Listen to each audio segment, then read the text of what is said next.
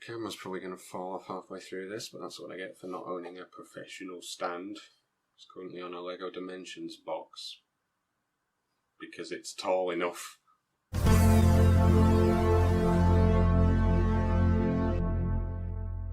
Hello, I'm DevilboyScooby or not, and welcome to another Robot Wars video. What the hell is going on? Now, I've had a lot of grievances over the years with the Robot Wars, and I thought, what better place to finally share them than YouTube, a medium where nobody can argue back. Unless it's in the comments, which I can delete with a click of a button, hee hee hee. Now, when you say Robot Wars controversies, a lot of people would automatically think of Razor vs Tornado, or Storm vs Typhoon, or who still watches Robot Wars? Answer everybody, because it's back, bitches. But I'm not going to look at those. I'm going to go for some which I don't see argued about as often. I'm also going to stick to series which I feel confident I've seen inside out and therefore can make valued assessments of, i.e. series 1 to 3, which in my opinion are actually the best 3 series. I know a lot of people didn't like Jeremy Clarkson, but I thought he was the perfect balance between Craig and Dara. Yes, he may have seemed a little awkward and out of place, but he had some truly brilliant snide comments. Get in your boxes and do fighting. Though God knows how with a see-through box. There we are. Now, for want of a better order, I'm going to do these chronologically rather than by order of importance or most controversial. So let's begin at Series 1. Why the fuck did I just do that? That wasn't even a smooth transition or anything. Now, the stock robots were built to make up the numbers and therefore were not allowed to progress through to the arena stages.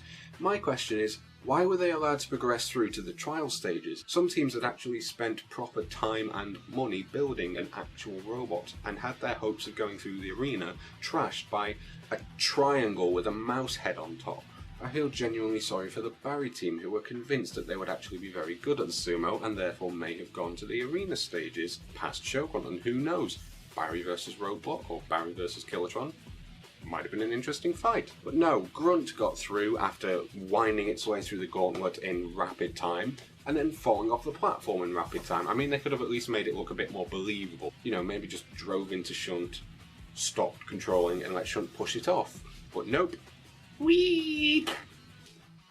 So my argument is they shouldn't even have got through to the trial. Now, you may expect me to pick up on the Ray Cyclops versus Mortis match in Heat B, but I actually thought Ray Cyclops deserved to go through on that. Mortis did do a lot of kamikaze driving. I did notice that Jonathan Pierce seemed to adapt his commentary based on the outcome rather than just commenting on what he saw and then being wrong later on. But Mortis did do some reckless driving into the spikes, driving into the arena bars, driving into well, pit in the next series, but that's not a relevant argument. However, the match which I was annoyed with was Body Hammer versus Reality. Reality pushed Body Hammer onto the grill and left it there. It even then attacked Shunt, who came in to push Body Hammer off the grill, immobilizing itself in the process, but obviously it wasn't strong enough because it was a disc on wheels and Shunt was a massive fucking bulldozer. Yet when you see other robots in that series drive onto grills, Cruella and Full Metal Anorak, they're left there and instantly immobilized. Therefore, Body Hammer should not have won that match, and Reality should have sailed through to the grand final, or floated through, or flown through, like the UFO. You even saw the team celebrating because they were genuinely amazed that they would have won, which apparently the producers felt was also too amazing an outcome, so let's let the Copper Coal scuttle through, which didn't even have a fucking weapon because for some reason their hammer broke. Cold Fusion, more like cold-hearted producers. On to Series 2! Now, Napalm started out its battle against Demolition Demon seemingly aggressively. It did drive into Demolition Demon, and it did attack a bit with its mandible things. But if what those mandibles did counted as damage, then this toothpick is a claymore. Towards the end of the match, Demolition Demon did all the pushing, all of the attacking, all of the everything, and yet the judges went for Napalm on aggression. Maybe they were seeing a different match. I mean, this could all be down to the TV edit, but you would think that footage would be edited in such a way that the judge's decision made sense. Apparently whoever edited it didn't feel the need to do that, or overdub the crowd not booing, but there we go. I'm not an editor. Except when I edit my own shit. badly. Next up, the Parthian shot not being allowed to compete, especially seeing as the way it was presented was that they had just finished on time. They spent a lot of time and effort qualifying and then didn't get a chance to drive it, except for the little intros, which I hilariously noticed that they basically drove as far up the course as possible, probably just to prove the fact that they could have made it through to the next round. What's even more tragic is they qualified for the next wars and didn't even get a mention. They just got a, this is a robot, and by the way, this robot is going to change its appearance and have a completely different team when it comes to fighting. Again, smooth editing. Similarly with Pain retiring, surely they could have let a reserve enter in place of Pain, like when they let Griffin enter in place of whoever Griffin replaced, which is ridiculous because Griffin actually looked quite a good robot and was in the grand final the previous year, admittedly with a silver wedge thing that weighed less than 12 kilograms. To be honest, I don't even know what 12 kilograms is. Well, I know it's a weight, but like comparatively, is it a dog or is it this toothpick? So basically my argument is, if you're not going to let one team compete, at least let another team take their place, as you did in Series 3. And every other series after that.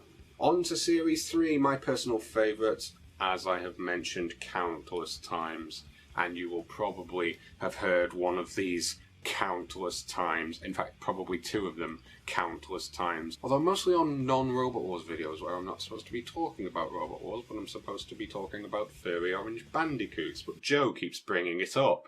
Heat A semi-final, Razorblade versus Suicidal Tendencies, which had suicidal tendencies to implode one track and drove around in a circle for the last half of the match. And yet it still got through to the final. This was even alluded to in the next series, when the same thing happened again, and the Suicidal Tendencies argued that, well, we got through fine last year when it happened. Well, they shouldn't have got through fine last year when it happened, because it was bullshit, and Razorblade should have gone through to the final, and actually Razorblade versus Mace would have been an interesting battle, I think, because neither robot really had the best of flippers, so it would have been quite a close match. Disclaimer, their flippers would be better than anything I have ever built. Although to be fair, some of my Kinect robots were pretty cool. I had one that was like a forklift flipper. Oh, Kinect was great. It's in my back bedroom somewhere. Now, I personally didn't have a problem with the arena spike. What I did have a problem with is inconsistency. So how come Blade was self-righted when it got flipped by the arena spike, but none of the other robots that were flipped by the arena spike in that series did? Maybe the controller of Shun didn't get the memo that they were supposed to dick over everybody. Next up is the judge's decision, which I have disagreed with most out of every single series. I have mentioned this countless times, and I still feel pity for T2 when it lost to Dark Destroyer. Apparently it lost on aggression. Being pushed all over the place is apparently aggressive. Let's be fair, T2 still would have been creamed in the final because Gravedigger would have just flipped it over and it didn't have a Shremek, but come on. Thomas the Tank Engine should have won that match. In the next heat it was hard luck for Hardvark.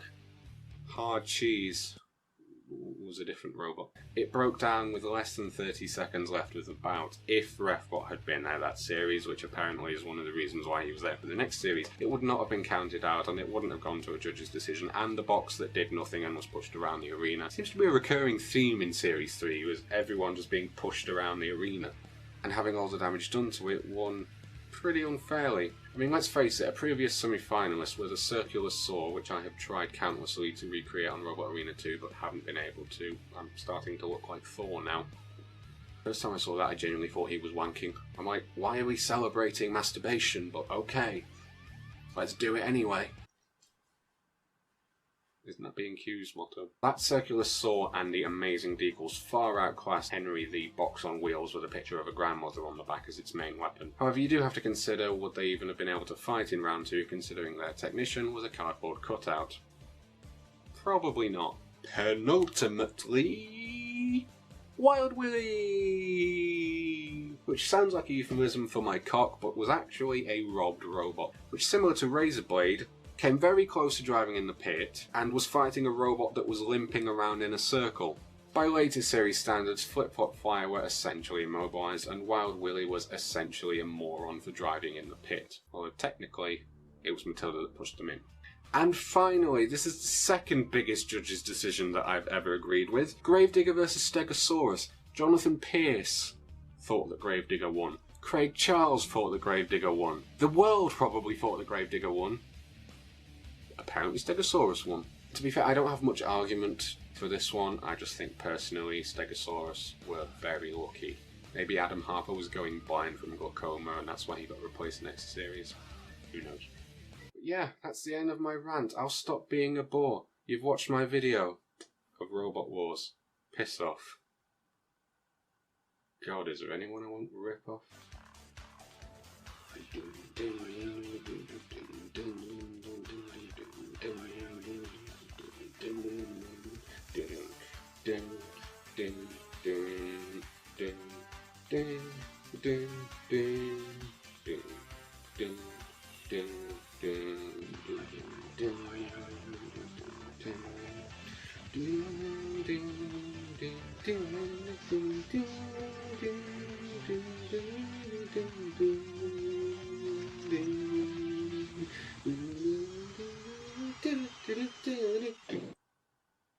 Wait, that turned into the countdown theme.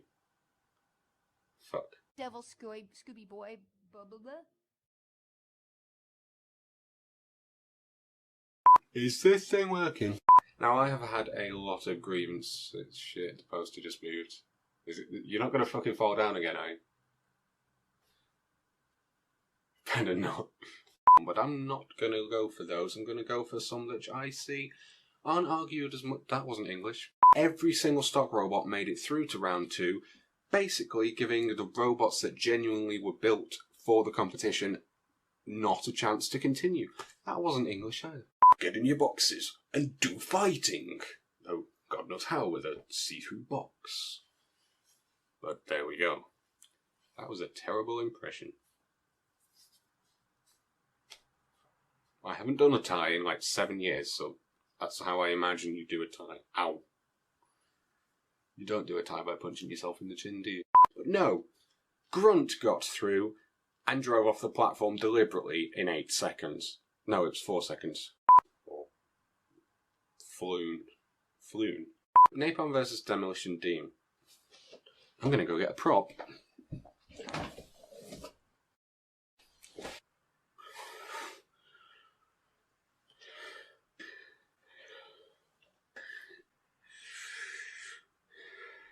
Any other things from Series 2 that I could think of? Do not remember this.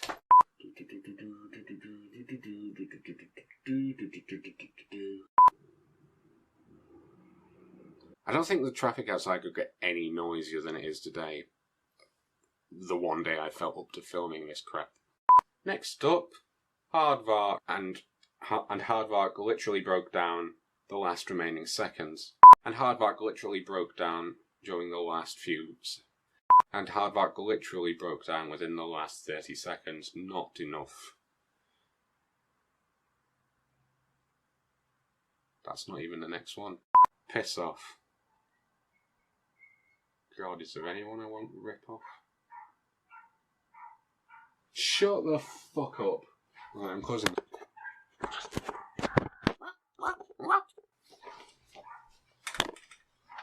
This is what we get for living next to a doggy daycare centre and a fucking dog grooming parlour. Who needs a fucking dog grooming parlour? Dun. Weed!